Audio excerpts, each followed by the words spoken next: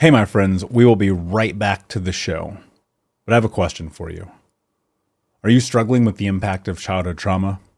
Well, know that you're not alone. I'm here to let you know that I'm starting a brand new weekly coaching group that includes a year of life coaching, accountability, support, habit and goal setting, and more. I'm starting a waitlist for the group right now, and I'm only taking a handful of people.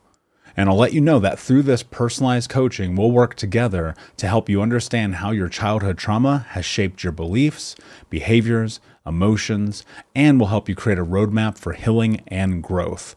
Right now, you can schedule an absolutely free coaching session with me and get put on the wait list if you go to thinkunbroken.com. My friends, it's your time to turn your trauma into triumph, breakdowns into breakthroughs, and become the hero of your own story. And I'm here to support you in doing that. Just go to thinkunbroken.com to register for a free coaching call with me and to get put on the wait list for the brand new weekly coaching program. We'll be right back to the show. But before we do, I want to tell you about today's sponsor, factormeals.com, where if you go to factormeals.com/unbroken50 and use the code unbroken50, you can get 50% off your first order. That's factormeals.com/unbroken50. If you're like me and you are a person who is busy trying to create a life, heal, work on their health, wealth, and relationships, and not to mention deal with the day-to-days of normal life, you do not have time to be going to the grocery store and trying to figure out what you're going to cook every single day of the week. In fact, one time I did the math and I realized I was spending over 15 hours a week at the grocery store and cooking. When I added Factor, I got to use that time for myself, for my family, for my friends, for my community, and for my business. And so if you're in the place where you need some more support in the kitchen, head to factormeals.com/unbroken50 and use the code unbroken50 to get 50% off. Do you ever feel like life is a never-ending series of lessons while you try to find purpose, meaning, and answers? I am Vanessa Fontana, the host of Figuring Shit Out, a podcast where we undertake self-help, coming of age, and healing. As I live my 20s in New York City figuring shit out myself, I've realized that if you spend your whole life trying to get your act together, you don't have a life. You have an act.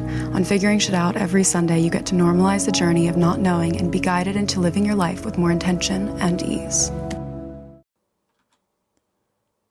Hey, my friends, we will be right back to the show.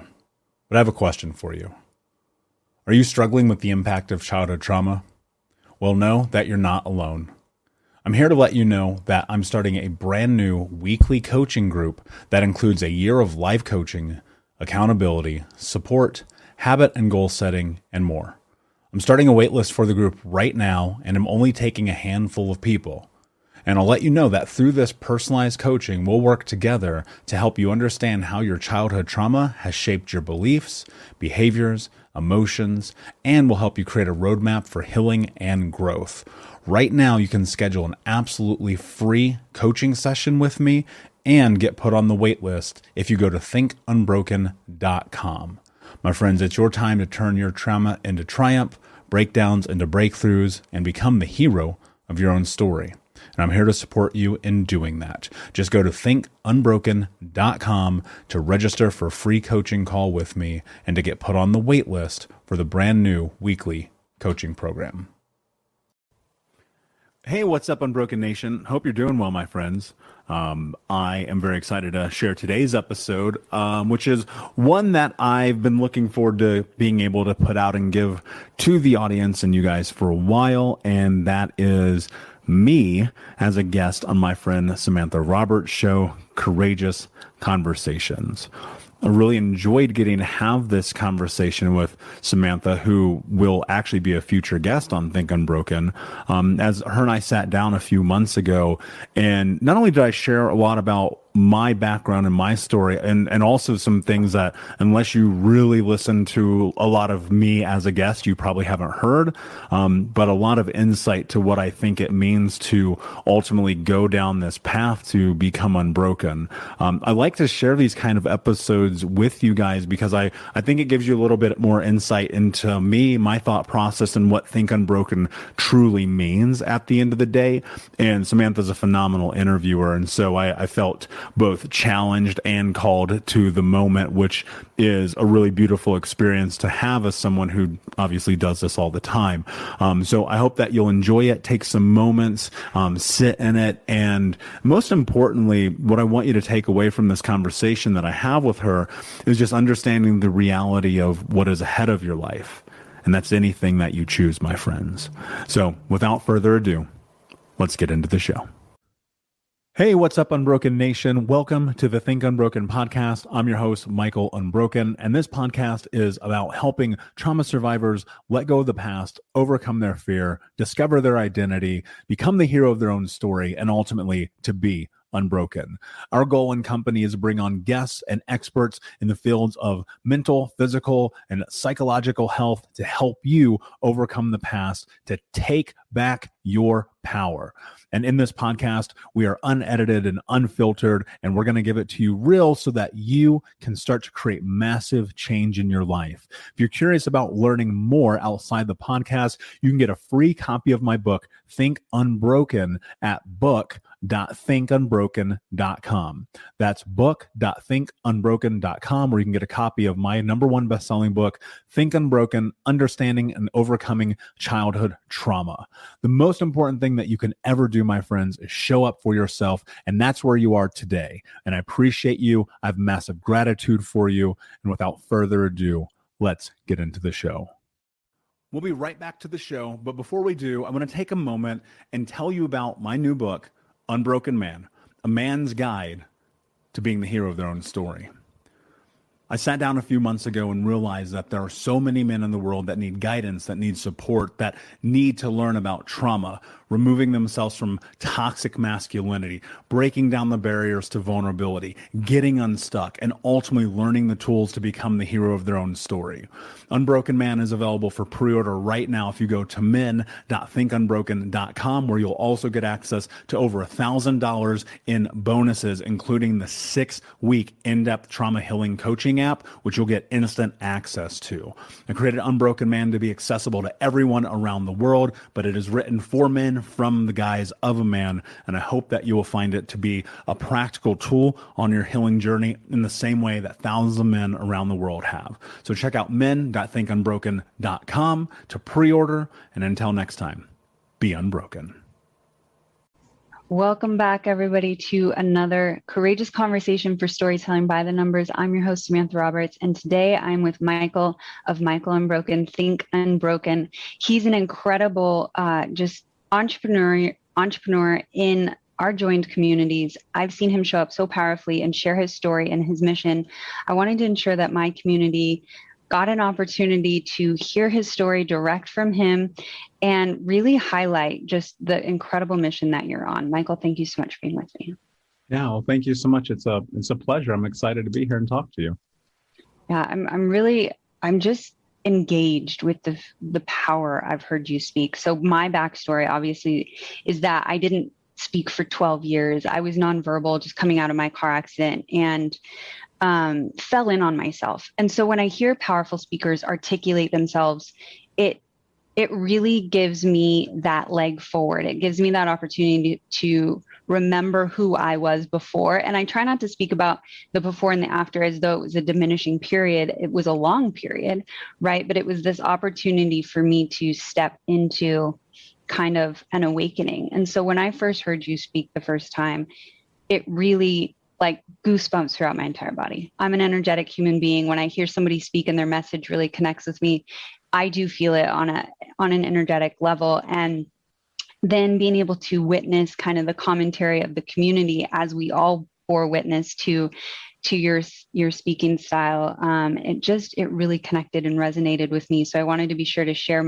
you with my community today. I would love to give you the floor, introduce yourself, this mission that you're on, and the powerful mentorship and community that you've guided yourself through in the last year. Yeah, absolutely.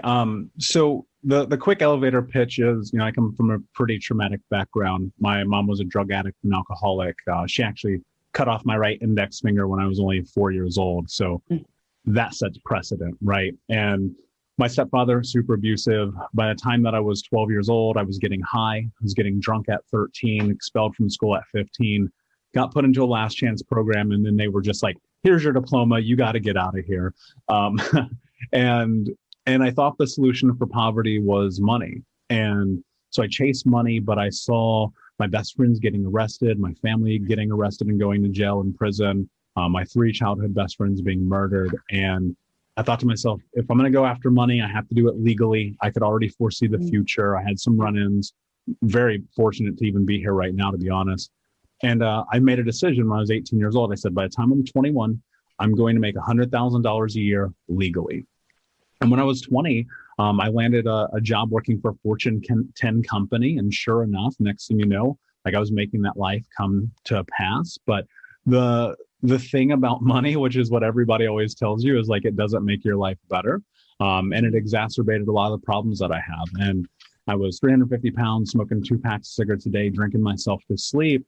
And I was just at rock bottom because I hadn't done any of the work. I hadn't moved through healing and trying to overcome and work through the traumatic experiences I had as a child, because the way I always looked at the world was, it's not a big deal. It's not a problem. Just man up, put some dirt on it, get over it, stuff it down. And that doesn't work. We know that doesn't work, obviously. Right. And it led me into this place where at 26, I remembered this moment of being a little boy and the water company coming and turning our water off. And I went to the backyard and I took this little blue bucket and I walked across the street to the neighbor's house. And at 8 years old, it was the first time I stole as I turned on the spigot on the side of their house to have water. And I made this promise to myself. I was like, Michael, when you're grown up, this won't be your life. And then come to pass that it wasn't my life. I wasn't impoverished, but I wasn't living. And I made this decision. I asked myself, what are you willing to do to have the life that you want to have? And the words, no excuses, just results, just like started reverberating through my body. And in that moment, everything changed because I got super focused. And look, it's patience had to be deployed. That was 11 years ago. I'm talking to you today. There's a tremendous amount of work involved. And I had to go and get serious about all the things, serious about therapy, serious about personal development and growth and having mentors and coaches. And being the only civilian in rooms full of doctors and PhDs who are getting continuing education, so I could get all these certifications and understand the impact of trauma and abuse, all this while, balancing life and being an entrepreneur and all the other things. And then fast forward all that time later, here I am talking to you. And I didn't sign up for this job, to be honest with you, Samantha. No part of me was ever like, it'd be great. Let's talk about getting my ass kicked all the time as a kid and how it impacted me in my adult years. But the truth is, it's a conversation that needs to be had because child abuse, truthfully, is the elephant in the room in Western society, America particularly, and it impacts 83% of adults. I would argue it's probably actually higher. Statistically, I don't know that has been studied to the length and depth that it could. And I would argue it's probably closer to 95%. And at the end of the day, my mission, the only thing I'm obsessed with, what makes me strive so greatly, and the reason why I share the message and stand on the stages and do the podcasts and step into this role is because I want to end generational trauma in my lifetime. I don't want another child to go through what I had to go through the hell and back that I did. And that's my mission. And that's what Think Unbroken is. Can we empower people to be the hero of their own story, thus creating this expansion of healing, and at the end of the day, making myself obsolete so that this role no longer serves a purpose. Yeah, it's really impactful and powerful. And I can definitely say with the courageous conversations I've had over the last year for this podcast series, it is the majority of entrepreneurs have some sort of abuse or trauma in their life. It has, inevitably gives us the grit and the strength to keep pushing and to keep going. And it is so true, as a kid of childhood molestation and a little bit of time in the foster care system, I relate to the good work that you're engaged in. It's so relevant and so top of mind how many of us are damaged unnecessarily by the decisions of our family members or our community members who aren't protecting our innocence. And one of the great missions that I've really engaged myself in is ensuring that we bring these topics to standard conversation, right? past generations would bury absolutely everything down, and it was as though it never happened. And I really, as an Oregonian, I resonate to that, pull up your bootstraps and pretend nothing's wrong, because that is absolutely how we lived. We, no matter what was happening, we just pretended that everything was fine. And I remember having conversations with my peers in middle school and high school, and just remembering the trauma that we'd all been through and how normal it was, right? And how it's just, there was nothing being done. Sometimes these communities, it runs rampant, and because one generation went through it, they put it on to the next. And it's one of those things where if we have more guided structure from individuals such as yourself, who are truly educating themselves, guiding themselves, ensuring that they're speaking the good language out into the world, and making sure people understand that there's a different path potentially forward, that there's ways to work through the trauma, we can hopefully break these generational trends. We can break the damaging cycles. And so I truly honor you for the good work that you did in the communities that you engaged yourself in, because that's what it does take. It requires somebody going into, the rooms, as you said, with the doctors and the other physicians, because, there needs to be an accessibility, a community accessibility to the person who's sharing the message. A bunch of lab coats coming in and saying you have a problem in your community isn't going to fix it. It isn't going to change anything. Somebody such as yourself, who's lived in the darkness, who knows that there's a different path forward, who put himself in the rooms to get educated and continually certified, you're the catalyst. You're one of the catalysts who can truly shift this opportunity for so many of us. And I would be curious to hear from you, maybe some engagement stories when you felt that a conversation you had lifted one individual at a time, right? Somebody where you were able to connect with them and highlight to them maybe a tip or a tool that was able to reframe that damage and pull them into a new way of thinking. Yeah, it happens every day. And then part of that is because of, one, for lack of a better way to phrase it, amassing people who care to listen to what I have to say. And in the beginning, it was like everyone, we start at zero, and there were no followers, there were no books. I haven't done anything. I was just like, I'm going to try to do this. And there's been a magnitude of conversations over the years that I could point to, but I think more importantly, it's about what I would say is understanding something really beautiful about human beings, and that's that we all want to believe in ourselves.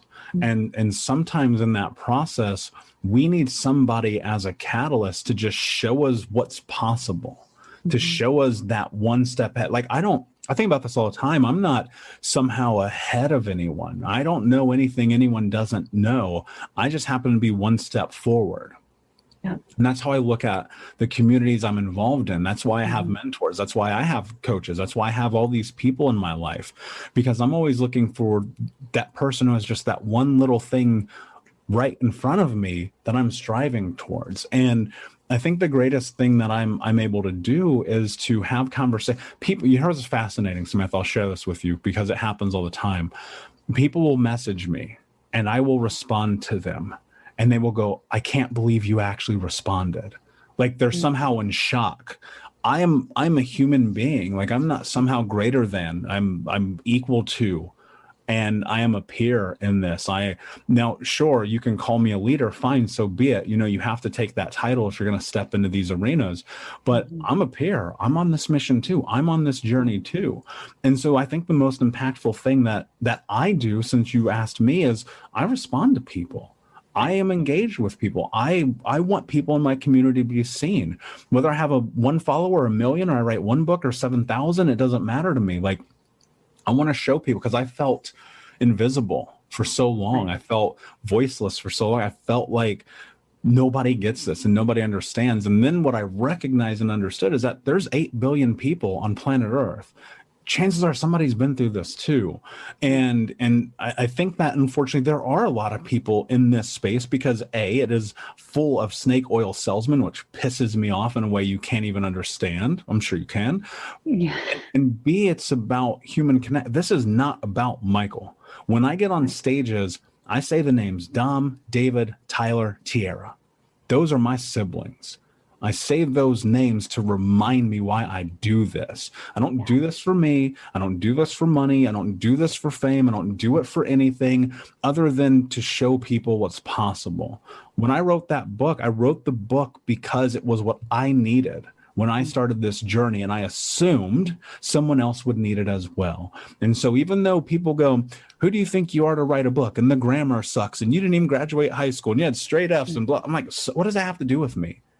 Right? That is not like, how do I serve people? Like, how do I show up? And I think and I know this is a long answer to your question, but the number one thing that I think that I do is I respond as much as humanly possible. I am only one person, but as much as humanly possible, I'll send people a voice note. I'll send people the response to the email. I'll take care of them when they want to get in the programs and they can't afford it. I will do whatever it takes to give people what they need to move forward, because every single moment that I move forward in creating expansion is one step closer that I become to being obsolete. Yeah, I really resonate with that. And just stepping outside of our own trauma, because we can be, and you said it clearly, the voice for the voiceless, right? That is definitely, as someone who muted my own voice, being that catalyst and conduit for other people to share their message and their story. I mean, that's why every single day I'm in these courageous conversations, because I know that, that time in darkness for me gave me special skill set to be able to see and hold space for others. I know what it's like to completely diminish myself and deplete my capacity in this world. And it takes one to know one, right? And I think that's really the platform I live through, is by owning my traumas and owning the things that I've come through. I know that I can hold space for someone who has not yet received the tools to do it for themselves, right? And the tools have made a big difference for me, and understanding the languaging and the patterns.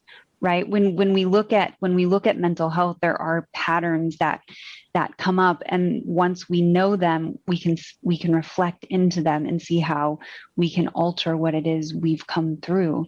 I know for me, I didn't realize that my strength and resilience was a defense mechanism. I had no idea. Right. I had no connection to the fact that was a defense mechanism, and that was something that could be worked through, that could be leveraged as strength for somebody else. Lean into me. I got you today because I know where you've been, is something I've certainly started to live through. And I think what's really, impactful about when we share our story so that we can step out of it, right?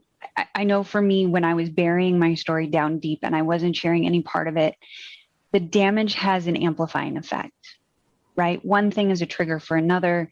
One diminishment is a catalyst for another. And when I started to get around individuals who courageously held their story, rather than the community environment where I was in, where everybody had a story and everybody squashed it, I started to feel myself unlock. I started to feel this compounding effect of strength from a different emotion. And I think that's really powerful for us to realize that the emotions that come out of trauma can be strength for a different reason, rather than the darkness that they caused in that time. And the more that we openly and transparently share these journeys, the more that we can help our brothers and sisters unlock. I know my siblings, they didn't talk about the trauma that we went through at all until they were in their 20s. And you can see the implications of it in their lives, and we can see how, by me facing it just a little bit earlier, right, I was able to step into a different frame of mind. And I'm an imperfect human. It's a long journey. It's one of those things that we continue on. But I do find it really compelling that, just being in communities where we normalize that this trauma has happened, so that we can come together and create new avenues to amend it, is incredibly uplifting and powerful. And that connection you gave of the nearly 8 billion people on this planet, yes, somebody has been through what you've been through. I think one of the great isolating factors of trauma is that you think that you're alone because you've isolated it, because you've buried it, because you've diminished yourself through it. And once we start to realize that others are experiencing similar things, have experienced similar things in their lives, it truly does take the weight off. It takes the weight off the story. It takes the weight off the trauma, and it opens up the conversation. What are some courageous conversations you've been having with leadership, individuals in leadership capacity that you find beneficial as catalysts for creating momentum and change in our communities? Yeah, that's a good question. And community is everything, right? I think about so much of this journey and the process of like actually creating change being invoked by being in association with people who are like, okay, cool. I'm there with you. I've had that experience, right? Going through individual therapy, like while it served purposes was great. And while going through individual coaching, while that served purposes, it was great. But like stepping in a community with intention and clarity about why you are there serves such a, in my experience, serves such a greater purpose as being a catalyst to exponential change. Because we're a communal species by nature. I mean, we need support. We need to not be alone. It's the same reason why if babies aren't held, they die, right? I mean, we have to be a part of human connection because that is what we are. And while we may not have the same features or same accent or same whatever, we are innately still of the same. And like, I think people fail to realize that because it's the diversive world that we live in consideration of the times and in consideration of the way that people are meant to understand that we should preface everything with the color of your skin and the quality of your clothing and the car you drive and shit that doesn't matter. And when you remove yourself from that and you understand at the end of the day, like you're going to die. So you might as well be along with people who are there to support you, to commend you, to at times mend you, right? And to bring you along with them. Then you understand something really powerful. And that is that you in fact are not alone. But to answer your question, I'm going somewhere with this, but to get to that place, you have to first understand this thing called acknowledgement, to look at and take your life into consideration in a way that you say, yes, some bad things happen to me, but no, I'm not culpable. Because the reality is like, you're not responsible for the stuff that happened to you as a child. Like you're not. Now that's a hard thing because people don't understand that until they understand that. And I can't force feed that into anyone. We'll be right back, but I wanted to take a quick moment to tell you about the Think Unbroken 6-week trauma healing coaching program. If you go to coaching.thinkunbroken.com, that's coaching.thinkunbroken.com, you can sign up for the 6-week daily Think Unbroken trauma healing coaching program. In this program, we're going to go over the 6 principles of healing trauma, adaptation, understanding the impacts of trauma, how to become the hero of your own story, what to do next, and ultimately what it means to be unbroken. For more information about this 6-week coaching program, which you can download as an app on your phone and take with you everywhere, no matter where you are in the world, it's interactive. It's built about giving you practical tools that you can use in real time. And if you're ready for what's next in your life, go to coaching.thinkunbroken.com. Again, that's coaching.thinkunbroken.com. Now let's get back to the show. And with that accountability of removing culpability, right? Because there is a level you have to hold yourself accountable to it and go, this isn't my fault. I know that sounds crazy, but in practice it works. And you just have to like step into it more. And when you do that more and more and more, what you recognize is that you have this unlimited potential because you remove the weight that's carried from this idea that you've associated that the bad things that happen to you are your fault. And you step into this sense of freedom, for lack of a better way to phrase it. And within the context of that freedom, you start to tap into this thing called vulnerability. And within vulnerability, you create connection, right? And I talk about community, connection, commitment. And connection is a huge part of it because as you become vulnerable, you connect with people in a way that they relate and they go, oh, wow, I understand that because that is my experience in my journey. And when it comes to leadership, I think vulnerability is at the baseline of how you become an effective leader, of how you create change, of how you use your words to impact the world. Because holding it in, pushing it down, getting over it, putting some dirt over it, pretending that things aren't wrong in the business, pretending that life is perfect, pretending, just in general, pretending is going to destroy you. It's going to destroy what you've built. It's going to destroy everything around you. And I'm not saying that there's not an uphill battle in that, and there's not spaces where you must protect your employees or you must protect your community and you must keep things close to the chest, because most certainly you do, because that's the nature of what being a leader is. But it also means having the wherewithal to be vulnerable in the times in which you need to be a leader. An actual leader, not this idea. And people throw the word leader around so much, but they're not leading anything. They're not doing anything. They're not impacting anything, right? A leader is a person who will fall on the sword and give the spoils to their team, right? That's, to me, is being a leader. And in that, you have to come to realize, like, I think about this every day, and I have different businesses. I have different things that I'm involved in. It's not about me. It's about my team. It's about, can I employ someone? It's, can I help someone make their life better? Whether they work for me overseas or next door or in my own office, like, it doesn't matter to me. The one thing that matters is, can we empower people? And people want to be with leaders who are vulnerable so that they feel safe to step into the conversation about what's happening in their life. See, corporate America has ruined being an employee for people, right? There's nothing wrong with being an employee, right? I don't, people go, I must be an entrepreneur, I must grow this thing, but you can be an amazing number 2 or number 3 or CMO or VP or whatever. You don't always have to run the show, but who wants to work with someone who's not willing to be real? Right? If corporate America taught me something really beautiful, like working for a Fortune 10 company at 20 years old, which is kind of chaotic, taught me something really amazing. And what that is that corporate America has forgotten that they're the one who needs you, as opposed to it being the opposite.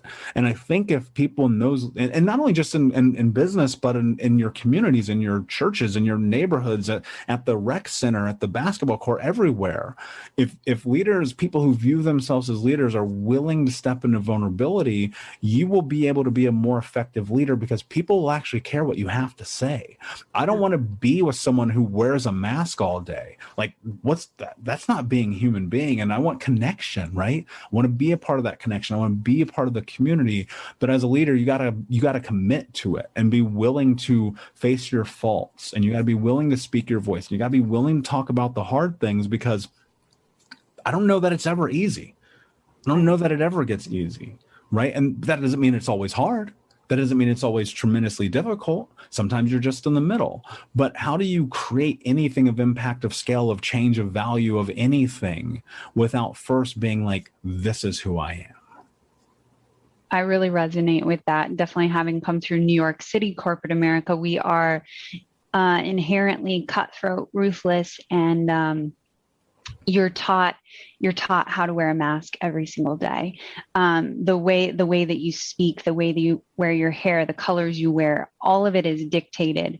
And I don't say dictated in a casual format. I mean, truly, if you step outside the box on any given day, you're reprimanded, which is an entirely just innocuous way to lead your people, right? It does not serve the greater good. And I understand that of the 40s and 50s of the 80s when corporate America really took off in a big way, you were streamlining and systematizing the energy in the environment so that you could ensure standardized results. But as technology has adapted and amended, right, there's no longer need to systematize your people. The skill set and the ingenuity comes from their unique path, their unique point of view. When you amplify the potential of a human being based on their unique expertise, that's when these businesses have an opportunity to really flourish and grow. And I did opt to exit corporate based on that masking that was required every day, and seeing incredible human beings in leadership positions, in leadership capacity, diminish themselves on a consistent and regular basis because they thought, exactly as you pointed out, removing their own humanity was the only way to excel in their line of work. And for me, I believe in the individual experience so much that that wasn't something that I could stand for. I'm incredibly good at what I do in data analytics and strategy, but to see a dear friend of mine diminish herself on a regular basis because that's what she found required for her senior leadership position, it's heartbreaking. And it's interesting, the usage of the word culpable and removing that diminishing factor from our sense of self. Right? Yes, we take ownership of it so that we can reframe it as a gift or as leverage into serving others. I think that's incredibly poignant. And I dig into it. I think it's really compelling to sit in that space where we are in the need of the reframe. We have these experiences within our culture that are underserved, are underserving us. And until we normalize the conversation, bring them to the forefront, I mean, the times won't change. But we're all gifted with this 2020 reset where we're choosing self-worth again, or maybe for the first time in our adult lives, we're choosing capacity to bring awareness to what it is we stand for. I know for myself, it was a true awakening opportunity for me to see, here are some bad habits that I'm allowing to maintain in my life. Right. And I think some of the points that you made about vulnerability as a baseline in leadership, that connects so powerfully for me. And through these courageous conversations that I've had with all these leaders from around the world, vulnerability truly is becoming normalized across both sexes, which I think is a powerful reframe that we're gaining in recent years. What are your thoughts on really just courageous conversation across both sexes and how they're adapting and changing in recent years compared to, the solitude that our men were forced to live through before? Yeah, I mean, we're just starting. I can look at my analytics. I look at my data all the time, being very, I don't want to call it infatuated, but curious. And I'll dive in. I look at everyone who does everything involved with my companies. And in Think Unbroken, it's 81% female driven. And the initiatives that I have for including men in the conversation at scale are I want to use the word tedious, because you look at it and you measure it and you go, damn, guys, like, come on, it's fine. But I get it, right? And I look at it and I go, I understand where this comes from because I was a part of that for years. And so I think we just need more men to step up. But also on the other side of it, Samantha, which is a caveat that people don't talk about enough, that I think is a huge catalyst in why men don't, is that there's now this shift in culture with a lot of women where there's judgment cast to men who are vulnerable. And now women are calling them weak. It used to be just like guys calling each other weak, but now you start to see it from women as well. And I go, well, that's not really conducive to anything practical for anyone. Like, we have to give each other the space. And look, that's hard. That's difficult because we're told it like, just take a pill for it. Take the pill. Why are you complaining to me? Take the pill. You're fine, right? This pharmaceutical industry is like corrupting what we're capable of doing. And I think that people are looking for the short-term fix so often that it cannibalizes your ability to actually heal. And that's really, I think, at the crux of the conversation is, we have to all, speaking of being leaders, lead by giving people permission to show up as they are. Now, that doesn't mean we don't have to push people. That doesn't mean we don't have to call people out on their bullshit, because we most certainly do. And I want that too. The people around me know, like, call me out, please let me know. But at the end of the day, like, if we're not giving each other the space, and holding space doesn't mean, for me, and it's different for everyone, it doesn't mean you just come out and lay all your crap out on the floor and not do anything about it. It means, perfect, I'm here to support you. Now, what are you going to do about it? Right. Which I think is really a part of it. And we have to get to this place where being masculine isn't tied to somehow being a robot. And I think we're moving towards that more. Yeah. But I think we're in its infancy. I don't know that whatever this revolution is, and I don't even know revolution is necessarily the right word, but whatever it is that is the swinging of the pendulum to the other side and creating the space where men can have a conversation, I think we're a long way away, right? One of my best friends, well, we're no longer best friends. There's, I think when you grow, people will separate and those things happen. But I was best friends with my best friend for a very, very, very long time. And we hugged 3 times in the entirety that I knew him. And it was so incredibly uncomfortable for both of us. And now I just, I hug my best friends all the time. Male, female, it doesn't matter. Like, I want to be in connection with people. But also, here's the other thing that I think is important too, is like to not be in alignment with people who don't support who you are as an emotional human being. Because if your conversations back and forth, and this exists within the context of, I assume, being a woman, I don't know because I am not one, but I assume on both sexes and all sexes, however you identify, it doesn't matter. But as a human being, there's that juxtaposition of creating acceptability and having a framework to have the conversation without judgment. And I think that's what's missing on both sides. And so, yes, we're in this position where it's starting to take a step forward, but we're still miles away from what I think we have the potential to do. And I think that when we get closer to empowering each other to have these conversations at scale, without judgment, without shame, without guilt, without people going and talking shit behind your back, and without people stopping you in your tracks and going, well, you should just go to therapy or take the pill or, poison yourself with alcohol and go party it away all night. And I can go on and on and on, but ultimately at the end of the day, I think what it is about, can we step into it? And again, this word vulnerability comes up in another way, but not in this way where it's farced, right? Not where it's so far-fetched that your vulnerability is implausible, which I think happens undeniably all too often, but instead to sit it and go, I'm having a bad day. I need like whatever's going on in this job, whatever's going on in this business, whatever's going on in this relationship, whatever's going on in this community, I'm having a bad day. I don't want to deal with you guys. I need to go take care of myself, and not shame people into that or force people to fight through it either way. Now, there's also a space for a conversation to say, are you taking it easy or are you taking care of yourself? And that's a different conversation. But ultimately, I think it all comes down to, we have to increase our communication with each other and do so in a way that allows people to just be people. Yeah, absolutely. I really resonate with that. I'm someone who didn't cry one tear until I was 18 years old. And I actually learned my emotion from, my artist and creative friends in New York City in my 20s. And I've really tapped into the power of emotion, and being someone who grew up without it, it really, I resonated more with the masculinity side of my community rather than the feminine side. And I'm learning femininity now, which is fascinating, really, to see just the power of vulnerability is really what, so many of us associate femininity with, but vulnerability and innate strength.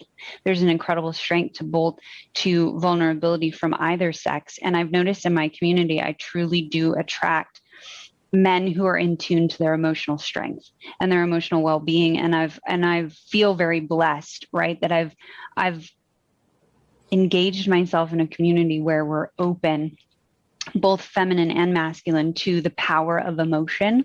And especially because I'm a late add to that arena, right? As someone who didn't know the complexity and the strength that comes from vulnerability, my mask always had been that I'm strong, I'm resilient, you can throw anything at me and I will always land on my feet. When I discovered that there's more strength in vulnerability than strength in being resilient, my life transformed. My life completely transformed because it was a powerful reframe that I needed. And then I noticed that when I stepped into that space, I was attracting all these individuals who had the complexity of their emotions as something they've been introspective on, right? That good work you talked about of, are you resetting your emotional strength, and do you need to step away? It's okay to step away. It's okay to refill your cup. It's okay to refill your reservoir. It's okay to tell your friends that you need some time. And again, this is something that so many adults across the nation, across the world, have never been gifted, right? The opportunity to be vulnerable in their own capacity and to say that, I'm not okay today. That's one of the things we talk about so much in these courageous conversations, is the fact that it's okay to announce when you need help. It's okay to raise your hand and say, I need my community's support right now. It's okay to allow yourself the vulnerability of openness, right? Of openly sharing and lifting others through that capacity as well. I mean, we've touched on so many beautiful components and elements of courageous conversation today, Michael. I'm incredibly grateful to you for the stance that you're taking in this arena and the space that you hold. I'd love to give you the floor maybe for some final call outs and opportunity for this community to reach into you and understand how they can work together with you. Yeah, the same thing I always tell everyone, like, at the end of the day, and I love what you said, and I just want to coattail on it briefly. You can ask for all the help in the world, but it doesn't matter if you don't do something with it. Yes. And I just want people to sit with that, because it's so important, because there's no Disney moments. There's no one coming to rescue you. There's no magic fairy who's going to change your life overnight. You are going to have to do the work. And I wish that weren't the case. If I could make a magic pill and be like, your life's better, I certainly would. We wouldn't be having this conversation. But that's not how this works. And that's not how it will ever work. And so when you elicit into the world, I want this, I need this, I desire this, then do something with it. Because if you don't, then there's no point, right? And I know that's hard. It's an uphill battle. It's going to take time. It's just like the first time you ride a bike, you show up and someone's behind you while you're on training wheels and they're holding the back of the seat, and you're scared, but you go for it. And then they let go, but you still have the training wheels. And then one day after you get comfortable with it, you remove those and it's just you on the bike, and then you fall down and then you get up, and then you fall down, you get up, and you fall down, you get up. And that is life. And the one thing I'll say is, like, I'm not somehow perfect. I don't know anything anyone doesn't know. And I make mistakes every single day. And I use those mistakes as data points, and I measure them and I go, okay, what can I not do tomorrow? How can I get 1% better? How can I get 5%? How can I just be more in alignment with the person that I am and my wants, needs, interests, values, boundaries, and mission and motto, my everything, the vision I have for the world. And with all the things, people invest all the time in this stuff and they don't do anything with it. You have to show up for yourself. You have to do that. You can ask God, Spirit, Universe to come and deliver you whatever you need, but to not do anything with it is asinine. And so that said, you can find me everywhere. I'm at Michael Unbroken. It's on all the things. But more importantly, you can read my book for free. It's at traumahealingbook.com. And yeah, it's the #1 best-selling book. If you want to go buy it, go buy it. But I'd rather you just read it. Do something with it. Create something in your life. Take it. You might be watching this right now and you're like, yo, this is what I needed. Well, go do something about it. Really, really powerful. I've definitely shared a lot of your links in the show notes for here. I think it's really, really compelling, just the conversations you're engaged in and that willingness to call people on their diminishing factors, right? It's important sometimes to have somebody who's trusted hold the mirror of reflection back to you, and curate and create a community where the safe space is allowable for that transformation, right? That introspection, it does take a lot of good work and time for you to be introspective, but some of your biggest catalytic conversions in your life come from somebody holding the correct mirror in front of you in the moment when you require it. And I think, the processes, the work that you do is creating that opportunity for so many. And so I really honor you. I thank you so much for your time today. I thank you for diving into so many different areas of, vulnerability and transparency and ownership of your journey, and taking that opportunity to reflect for each one of us that our journey is ours. It's ours because we can leverage it to do good in the world. We can remove ourselves from the baseline of the story so that our lessons come forward. I think that's incredibly transformative. The more courageous conversations you and I each have, I know that we are catalysts in our communities. I know that our transparency here today will be well received by those who are ready to make that shift, that conversion in their life. It's not easy. The good work is hard. It's challenging. You will find dark days, but when you know that you're in an environment or in conversation with others who can see you, hold space for you, and allow that transformation to take hold, it compounds and new opportunities unwrap before you. And so, Michael, again, thank you so much for being with me today. Yeah, it's my pleasure. Thank you so much. Yeah. I hope everyone will reach into Michael if he has served you powerfully, if there's something in his good work that can benefit you and your community. Obviously, I've dropped all of his links in the chat. We're here to serve you. For everybody watching now and in the future, this was another courageous conversation with your host, Samantha Roberts, for Storytelling by the Numbers. Thank you all so much. Unbroken Nation, hope that you just got a tremendous amount of value from today's episode. I want to know what you think. Please do me a favor and review, rate, and share the episode with 3 friends on social media today. It would mean the world if you did, because ultimately at the end of the day, creating community and connection is how we heal generational trauma in the world. And I need your help to do that, Unbroken Nation. So if you're on iTunes or Spotify or wherever you are, please like, comment, share, review. I want to know not only what you like about the show, but how I can make the show better, how I can make this further about helping you on your healing journey. So do me a favor.